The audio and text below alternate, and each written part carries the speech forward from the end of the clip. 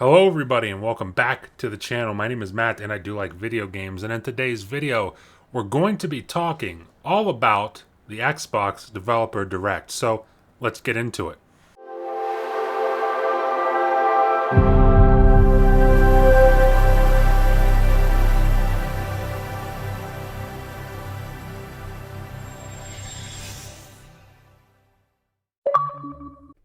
Okay, so before I get started with the actual talking of the Developer Direct, I do want to say I planned on having this video out on Friday. Unfortunately, it's not out till Monday. And the reasoning for that is, to keep a long story short, I built a new PC, and a lot of the files that I thought I transferred over from my old PC to my new PC were files that I used to make videos. My intro, my outro, videos for the intro, hundreds and hundreds of gigabytes of trailers and the gameplay, all that stuff apparently got lost. There's some stuff that didn't get lost, thankfully, but a lot of the stuff I used to make my videos got lost. So this weekend, Saturday especially, was almost entirely dedicated to rebuilding new files, creating a new intro, creating a new outro, building up a stack of files and gameplay that I have in my backlog so that I can always put that stuff in videos later. But that's long story short. I got my new PC up and running. I'm recording the video. We're going to be talking about the Developer Direct. So let's get into it. And we're going to be going in order. So first up, the show starts with Avowed, and that's exactly what we're doing. So Avowed, if you don't know, was and is my most anticipated game, not just from Xbox for 2024, but just in general. My most anticipated game from the gaming industry for 2024 is Avowed, and it really, really impressed me. One thing I was slightly disappointed in, and I don't know if it's fair to say that I was expecting something different, but the sword, like the melee combat, doesn't look as punchy as I would like it to, but then again, it looks relatively similar to what we saw with Outer Worlds, and that's kind of what I would have expected, so I can't really say I'm too disappointed by that. But the thing that really blew me away was that they really dived deep into the combat for this game and everything. And one big detail for me is that you can dual wield wands. And if you notice, the dual wielding wands part is part of my intro. That looks awesome. I'm sold on dual wielding wands. That's what I'm going to be doing. I don't know how much I'm going to invest in melee combat. Maybe it'll be really good, but the wand combat looks awesome. Looks like first person Hogwarts Legacy. And Hogwarts Legacy's combat was pretty damn cool. I'm 100% on board with that. They also talked a little bit about, choices and consequences and what impact you have on the world and the environment around you. And they obviously went into some detail on a certain side quest that you'll find relatively early on in the game, where, the choices you make in that side quest affect the outcome of things in that area, which is pretty cool, but that's something you kind of expect with an Obsidian game. They're really good at that. They did it in Outer Worlds. They do it in Pillars of Eternity. They do it in almost all of their games. But I think the thing that surprised most people, I wouldn't say it surprised me, but one thing I saw a lot of people were surprised by was how good the game looks, especially after, the last showing for Avowed. It didn't wow people. Like, I really liked it. I thought it looked really cool. And I was kind of shocked to see that everybody was kind of crapping on it for how it looked at Xbox's showcase last year. And so seeing the way they presented it this year, there was a real focus on showing you the different types of environments in the game, the different types of landscapes, the different types of color palettes that you might find throughout the game, from sandy environments to lush forest areas to waterfalls to colorful caves, which was quite an interesting contrast of what you would expect from a cave. But the game looked really good, not just, visually. I thought the lighting looked really good. Just from a technical aspect, I feel like the lighting looks really good in this game, but just the art style of the game looks really, really phenomenal, to me at least. And if I were to rate Avowed's presentation for the show, I'd probably give it a 9 out of 10. And the reason I'm not going to give it a full 10 out of 10, even though I thought it was amazing, I thought it looked really good, I feel like the one problem I have with it is a common theme for this show, and that is there was no release date. Now, I get it. You know, it releases fall 2024. That's all we got is fall 2024. And I kind of expected fall 2024. And I guess it makes sense we don't have a release date for that because, you know, fall, relatively speaking, is pretty far away in terms of just 1 year. It's pretty far away from right now. We just started this year. So I guess it's fair, you know, we don't have a date yet. I would assume we'll get that date probably at the next Xbox showcase in June. But for now, no release date. It's not a huge deal, but I am giving it a 9 out of 10 because I thought everything they showed was really, really good. And it kept my hype up for the game. My hype is still up. I can't wait to play this game. In fact, it probably got me even more hyped seeing that I can dual wield wands, quite honestly. So Obsidian definitely came out and did their thing at this showcase. Now, up next is Hellblade, and I'm going to keep this one relatively short, or at least in terms of talking about the presentation, because I feel like a lot of the news for Hellblade is what happened after the presentation, right? But for the presentation, I thought it was really, really solid. I mean, Hellblade 2 is a game I'm definitely looking forward to. I loved the first Hellblade, and this looks like Hellblade 1, just better in many, many ways. A bigger budget, obviously, right? A bigger focus on combat, a bigger focus on fidelity, an even bigger focus on sound. I mean, sound was a huge part of the first game, but they really dove into how they're using sound and how many different ways they're using sound in this game, and how it was only kind of like a one-dimensional thing in the first game. It's not one-dimensional in Hellblade 2.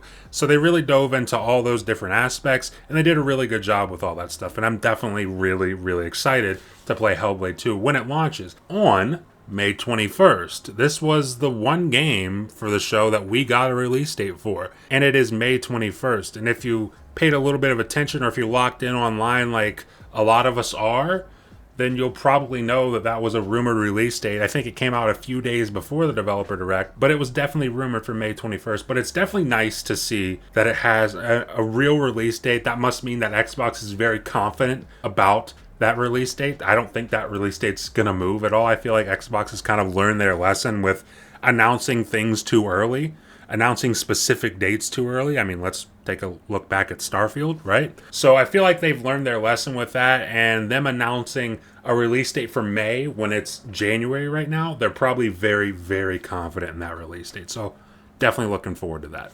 Now, the real talking point for Hellblade didn't start until after the show, and that was when it was kind of confirmed that the game would be a little bit of a shorter game. We can probably expect about the same length that we got with the original Hellblade. The original Hellblade, if you don't know, was about 8 to 10 hours long, and they also said that the game will be $50. Now, when you tell me a game is $50 and it's an 8 to 10 hour experience, I get excited because that is priced appropriately. Now, the problem that a lot of people had with what happened after the show was the fact that it was also announced that the game would not be getting a physical copy. So this is a digital-only game. You cannot buy this game physically when it releases on May 21st.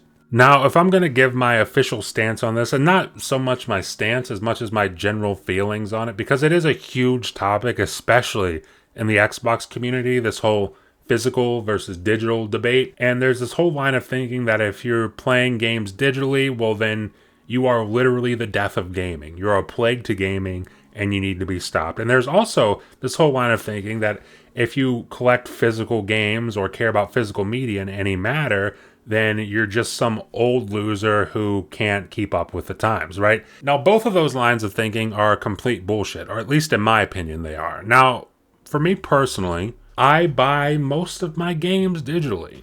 There are exceptions to that rule, though. A game I really, really like, a game that really means a lot to me, I will buy it physically, if I so choose. But most games, about 95% of games, I buy digitally. Unless it's like, old PS3 games or old 360 games. I'll grab those physically whenever I can find them. But when it comes to Hellblade specifically, I'm not going to lie to myself. I'm not going to buy a physical copy of Hellblade 2. And if them making it digital only can make it cost less to buy digitally, then I'm all for it. Now, that's not to say that I don't think it would be nice to have the option to buy a physical copy, because obviously it would be nice to have that option.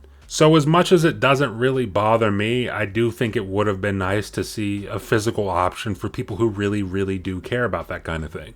But I'm giving the presentation for Hellblade 2 an 8.5 out of 10. And I gave it a 9 out of 10 initially. The only reason I give it an 8.5 out of 10 is because it's just one of those things I already know about this game. I'm already hyped for this game. It's like with Avowed, I haven't seen it enough times. But with Hellblade, I've seen it enough times to know, right? I'm excited. You don't got to tell me anymore.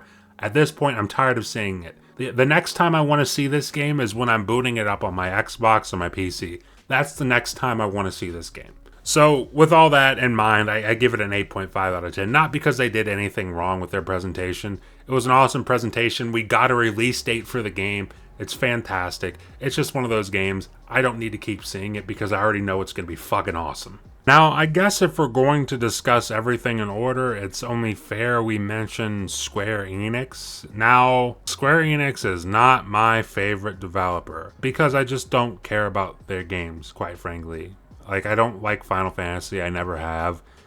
They came out with Visions of Mana for their showcase, and I'm going to be honest with you, the combat for the game looks interesting. I'll give it a shot. The problem is, why are you at the showcase? Xbox wants to build some sort of brand recognition. They want to have people equate Visions of Mana with Xbox to some degree, and I get that, and that's important for the brand and everything. But to have Square Enix at your Xbox developer direct for no reason other than to seemingly just show us that, hey, Visions of Mana still exists. I'm pretty sure we knew about this game already. It's not a game announcement. It's just them basically being like, hey, we're still here.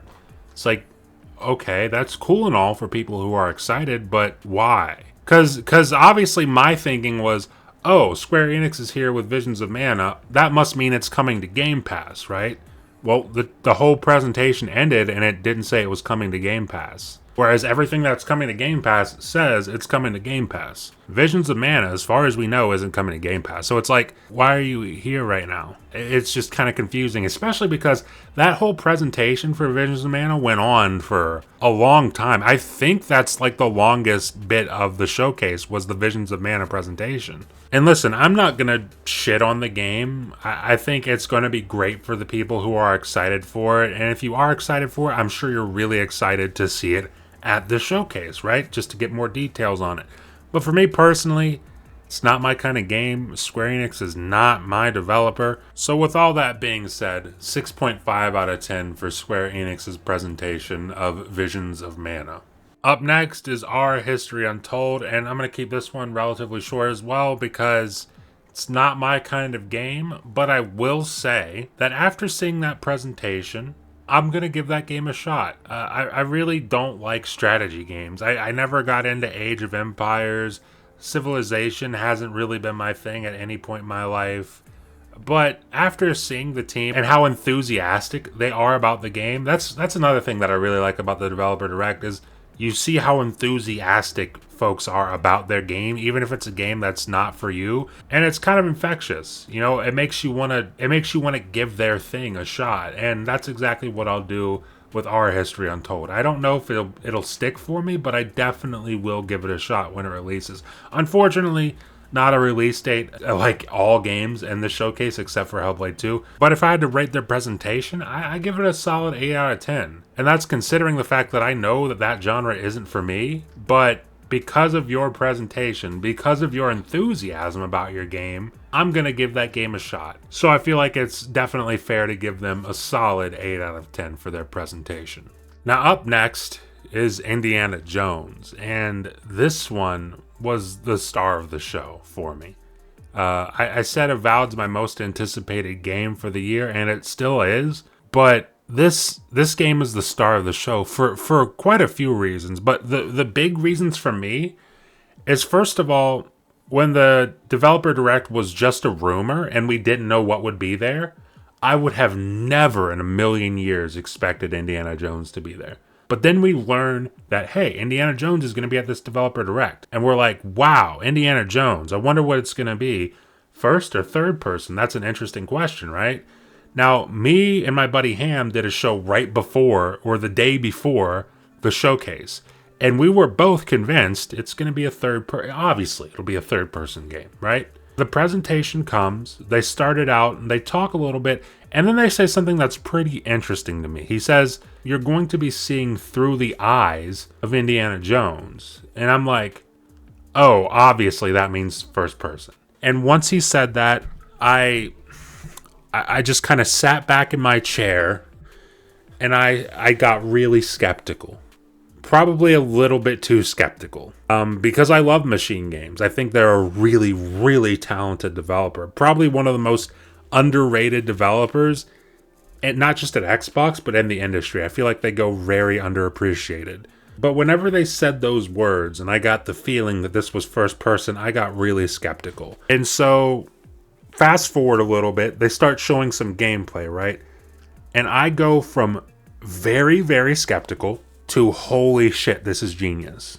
Like as soon as I saw Indiana Jones crack that whip in first person and send some dude falling backwards onto his back, I was like, that's awesome.